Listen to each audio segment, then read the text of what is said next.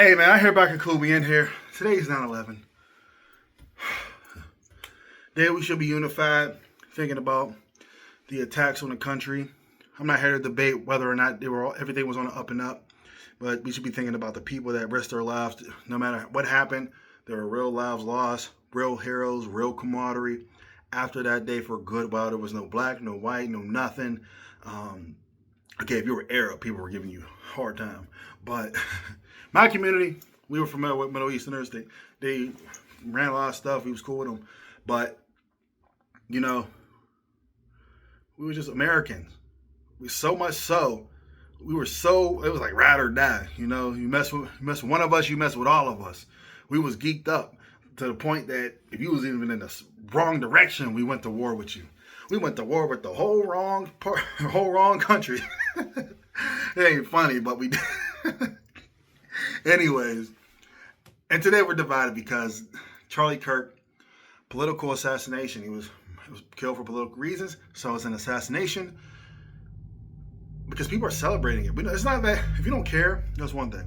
Even if for some rare reason you're happy, okay, but you don't gotta go on there posting pictures and memes of the moment of impact and his dead body, talking about making memes and making fun of him because he has kids.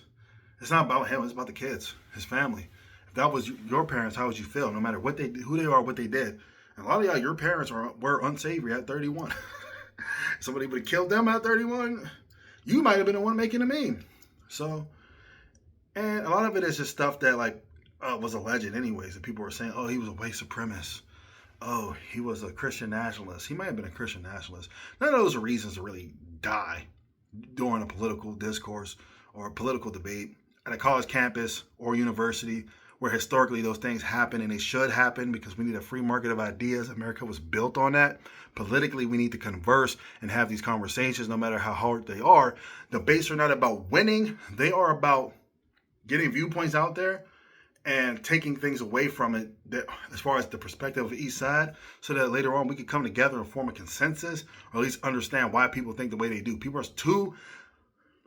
are too focused on winning debates. It's like a iron sharpening process. You bring your tools, I bring my tools. We hash it out and we walk away with a better outcome, having understood each other's perspectives. But everybody just wants to win, first and foremost. There is no winner. Like, you don't really win a debate. You just walk around. If somebody loses, they just weren't ready. It's a waste of time. But in my opinion, it's a waste of time somebody loses. Unless you're trying to say, oh, that y'all not that intellectual. Anyways, some of y'all. Anyways, if we can't have these conversations about the fair political balance, the democracy I keep saying is at risk is really at risk.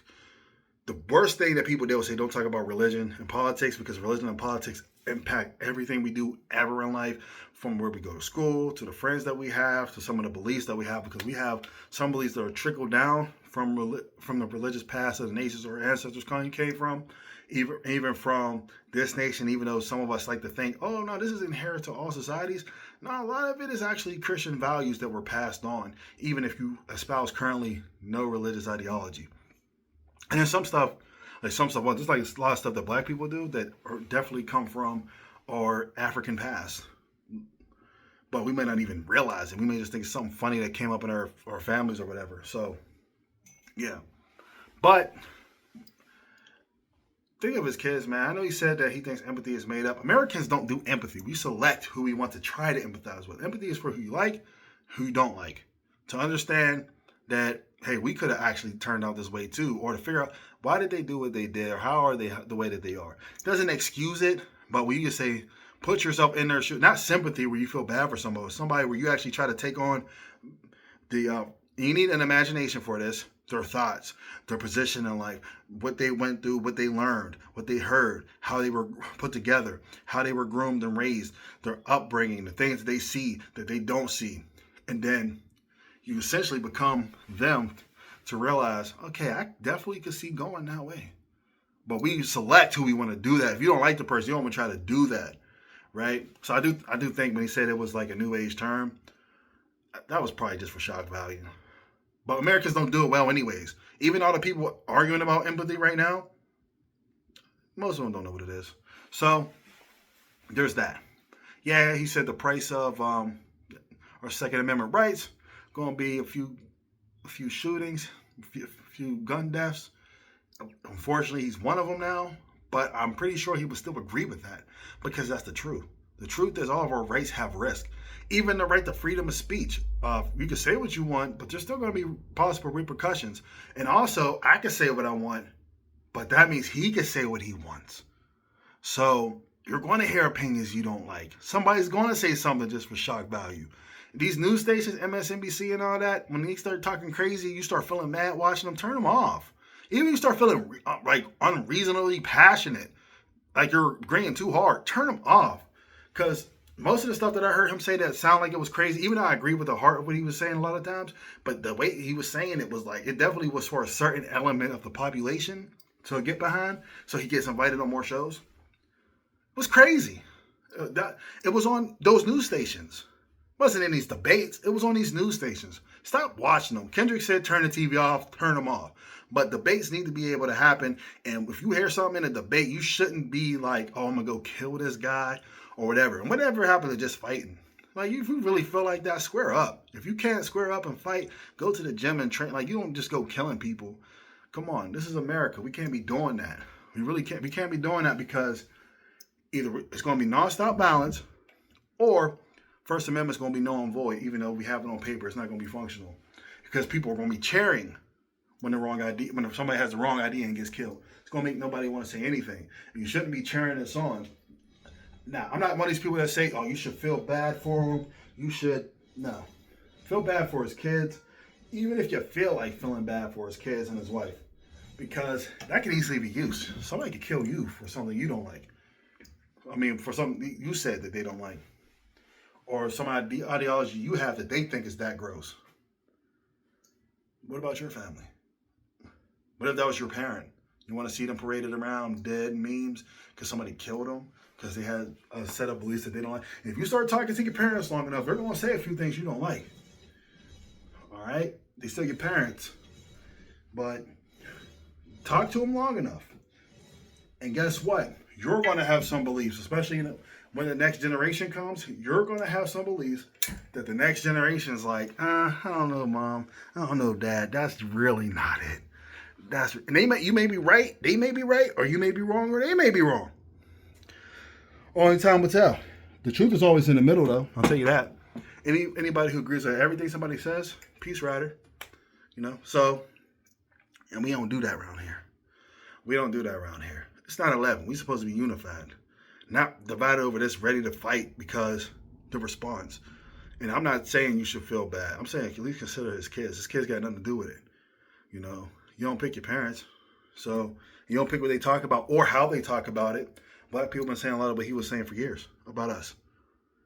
But they might not be saying it how he was saying it sometimes, like when he was on those news stations. But y'all don't know about Howard Stern and all them. Somebody just brought that up. Howard Stern would say stuff's crazy. People would be mad, and they would tune in again just to hear what he would say next.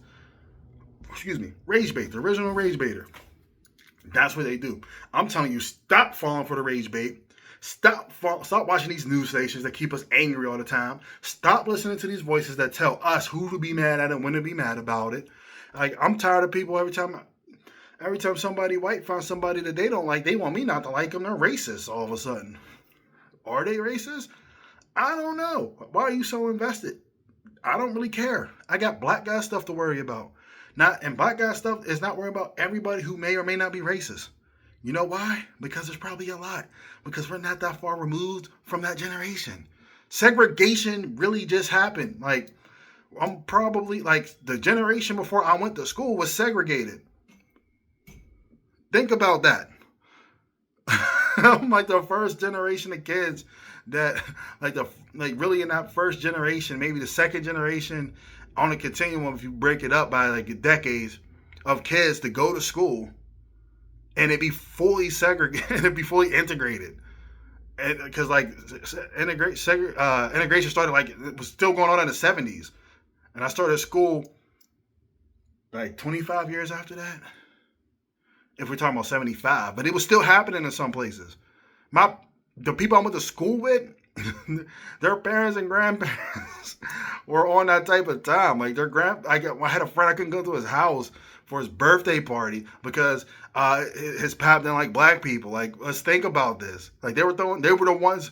Ruby Bridges was only a few years older than, it's not too much older than my parents. Let's think about this. So they're going to exist. They're going to have those prejudices. They're going to be still teasing those out in the generations. I knew a girl in college that really struggled. She tried not to have those prejudices, but she was from somewhere, and the only black people she ever met were black people that were bussed in to go to some school for troubled kids in her area. There's people like that too. And when they say we need to stop sleeping around and get our family unit together, when people say we need to do something about our own violence and we need to get ourselves together, that's true. Black people have been saying that about ourselves for years.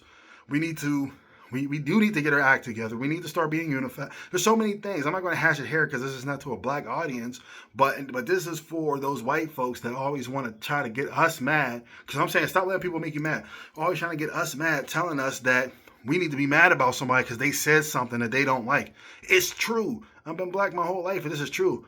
And both sides of my family are black, by the way. So I'm not a mulatto. We're all black. So I mean, like, I'm got it true. Like, you know what I'm saying? It's true. A lot of these things and these issues that we have are true. It's just, was he the one to say it? At this point, it doesn't matter because it's true. Do we have to say it how he said it? It doesn't matter because it's true. We got to stop being so sensitive. And at some point, we got to stop giving these people something to talk about. We got to stop giving them stuff to say. So we need to be unified as a country. Black people need to be unified as a people, and we need to stop letting outside voices influence the black community. We need to stop letting outside voices as American people influence our overall community because it's harming us. It is harming us. It is making us, and guess what? If we when I go outside, having these people online that's arguing, we see each other doing the work. We see each other loving one another. We love each other. We say, hey, hello, how you doing? What's going on? You know, you need anything? I got your back. We're smiling. We're laughing. Then we go on the internet and start fighting. Why are we doing this? Because it's fugazi. It's not real. We do life together. Stop telling people who don't do life with you, tell you how to do life with those who do. Okay? That's the problem. And when we're having these debates and we're trying to hash this out, half of these kids that I hear, they're not involved in the real world. They're not speaking reality. There's what is ideal, which I do think we should strive for, but there's how the world really works, which we have to work with. And that's the problem that we have. But when we have these kids who are from a completely different place, never really experienced anything, and don't know. It does cause problems. You have these people who are desperate, who still, a lot of adults are ignorant. They don't got the bag. They can't get the bag. It ain't even about getting a bag, but it's like, and a lot of us did by like, go to school, get a good job. You're not going to get a good job and end up out of poverty. You're not going to get a good job. You got to build something for yourself. The one thing the wealthy do and tell their kids, and anybody with money who can at least pretend to be wealthy, because face it, if you have a mortgage, you're poor because only poor people have mortgages. Like one that you actually, like, you have to have the mortgage, not that you could pay it off. Like, you actually got to have the mortgage. Like, if you could drop it, but you don't, that's different. If you're trying to be strategic, that's different. What I'm saying is this. They tell their kids to build something. They teach them how to build stuff, get their own stuff. We talk about means of production and all that. We need to get it. But we keep applying to these jobs. They're talking about, we need the means of production. No, bro, no one's going to ever pay you enough to replace them. They're not going to give you enough to be the competition because they got to eat. Their families got to eat. And the more money that they make, the more they can secure for their future going forward. So when you start asking, does somebody need millions of dollars? Does somebody need billions? It's not about that. They're growing their businesses, their companies, which do supply workers, okay? But you can argue whether or not they make enough. Like, if I had a business that's making that, it wouldn't employ nearly as many people and bless nearly as many people, but I would pay more money. That's me. That's probably a lot of you, but that's not everybody. But you need the logistics if you really want to serve everybody. So it just depends. But they're trying to secure stuff for their families moving forward. So we can't really you're asking the wrong question. And a lot of it is a consequence of just their success. Oh, nobody should be able to make this much money, so let's take it off once they get it. We shouldn't be doing that. Why am I? I'm going down a rabbit trail. But these are the things that we're getting told that we're angry about. But the point is, like, we have the ability to get it, but the people that have it and are running the game are keeping us mad and at the bottom. They keep us fighting for a minimum wage increase instead of fighting to be trained so we can start our own businesses and be successful. Because that's control. That is control. They want you to be a worker. Public school. I work in a public school. Public school is really about becoming a worker. That's why I run a nonprofit and we teach kids how to build and have their own and get their own skills. I don't tell kids to be workers. You may work for a little bit, but work while you build. That's the thing. This video is too long, so it's going to have a crazy title, but it is what it is. Stop letting these people lie to you, keep you mad, keep you divided. It's 9/11. We should be moving forward. We should be remembering. We should be reflecting. If anything, we should be laughing together, crying together, remembering together, mourning together, and be hopeful together. We shouldn't be arguing over what happened to Charlie Kirk. We could be praying for his family or whatever. And if you don't like him, you don't like him. Most of us didn't know him anyway, so like him or not. But if you don't care, I'm not saying you should care. I'm not even saying you should care about his kids. But if you got anything, if you got hate in your heart, don't pull a Dave Chappelle. Don't let it out. You need to get that in check. But we all need therapy for different things too. But we need to focus on each other, building each other. Each one reach one, reach one. Each one teach one, each one reach one, whatever it is. Each one reach one, teach one, reach one, whichever one you want to do. So bring people up. That's all I'm saying. Bring people up. Don't tear them down, because anybody could come up with a reason to get mad and kill any one of us. And that's crazy. But what's even more crazy is letting these stations that are polarize us, because they do it on purpose. You sell more stories in division than in unity. We don't want to hear about the puppy story. We want to hear about how the puppy got stomped to death and lit on fire, because we're going to share that. That's clicks, that's views, that's ad revenue. You know what I mean? So, negativity sells. Don't let them keep selling it to you. You got that in your spirit. So many of my friends have become so angry the last few years looking at this stuff. And all of it's fugazi, bro. All of it. Like, people say, stay woke. Y'all don't even know what it means to stay woke because y'all sleep. Eyes wide shut. How you want to act?